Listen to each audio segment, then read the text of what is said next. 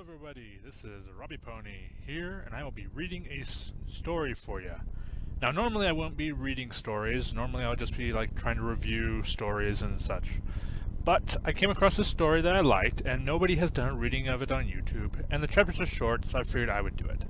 So, I hope you will join me as I read The Mentally Unstable Wing of Ponyville's Hospital by TwistedSkittles. Chapter 1. Meeting Screwloose. It was a beautiful day in Ponyville. The birds were chirping, fillies were playing, the sun was shining, a perfect day for a walk, which is why Pinkie Pie was bouncing happily in the park. She had just stopped to sniff a flower when she noticed a blue pony in front of her. Her white mane was tangled and her eyes were bloodshot, yet she was panting happily as a dog would. She was covered in bruises and scars, mostly on her sides and her back. "Oh, hi there!" Pinkie Pie smiled at her. "My name is Pinkie Pie. What's yours?" The pony merely barked happily at her, wagging her tail, ready to play. Pinkie grabbed the pony's collar and looked at the tag. "Screwloose," she read. The pony barked at the sound of her name and licked Pinkie on the cheek. Pinkie chuckled and wiped the drool off of her face. Then she remembered seeing the pony before, when Rainbow Dash stole a book from the Ponyville hospital. "Hey, you're that pony that thinks—" Pinkie trailed off when she realized that the pony thought she was a dog. Pinkie smiled at Screwloose, then went over to a tree and retrieved a tennis ball. "Hey, Screw, do you want to play fetch?" Pinkie asked excitedly. The strange mare nodded excitedly, and her mouth drooled at the sight of the ball. "Okay, fetch!" With that, Pinkie threw the ball, then waited for the pony to come back. Screwloose arrived a few seconds later, and dropped the ball before her new friend. She wagged her tail, waiting for the ball to be thrown again. Pinkie threw the ball, and Screw chased after it. This continued for some time, as it seemed Screw had eternal energy.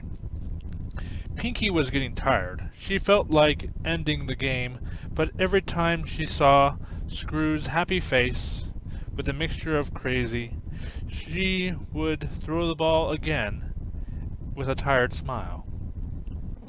Finally, while Screwloose was supposed to be retrieving the ball, Pinkie heard a voice off in the distance, in the direction that the dog/pony had gone. "There you are, Mutt," she heard the voice say. "You got out again." Pinkie ran over and saw that it had come from the nurse, Redheart, who had Screw on a leash and was dragging her away. Instead of her happy doggy grin, Screwloose was growling and pulling fiercely at the leash, trying to get away. She had a muzzle on her. "Hey, Nurse Redheart," Pinkie said as she walked in front of the grumpy nurse. "Can Screwloose and I finish our game of fetch?" The nurse frowned angrily at her. "So you think she's a dog, too, eh?" "Stay away from her. She's dangerous," she replied as she walked around Pinkie. The pink pony zipped in front of her again. "No, she's not. I bet if you loosen that collar and don't pull so hard on that leash, oh, and take that muzzle off, I'm sure she would be nicer to you," Pinkie said. The nurse rolled her eyes and suddenly shoved Pinkie out of the way. "Trust me, kid. It's a strange world out there. You should be glad you didn't get rabies from this monster." With that, the nurse dragged away Screwloose, who continued to pull at the leash. Pinkie met with her eyes and saw the blue ponies were full of fear. Screw whined as she was taken away, leaving a confused and sad party pony alone. Pinkie was now inside the Ponyville hospital. She rang the bell at the reception desk and waited for some pony to greet her. It had been a few days since she had seen Screwloose, and something didn't feel right. Except for Pinky herself, the waiting room was empty. The entire hospital was silent, as if it was holding its breath, waiting for its visitor to leave. There were signs engraved on the wall. They read the usual emergency rooms and cancer patients, with arrows pointing to where they were. But there was one sign that Pinky didn't understand. It was a single arrow pointing right. Then it pointed left. Some pony had tried to scrape it off unsuccessfully, as if they wanted to hide it. The hospital building was old, and the princesses had forbidden any pony to take down buildings or sections of ones, for they wanted to keep the town just how it was. "Can I help you, miss?" a happy pony said. Pinky quickly turned her head away from the sign and looked at the happy worker.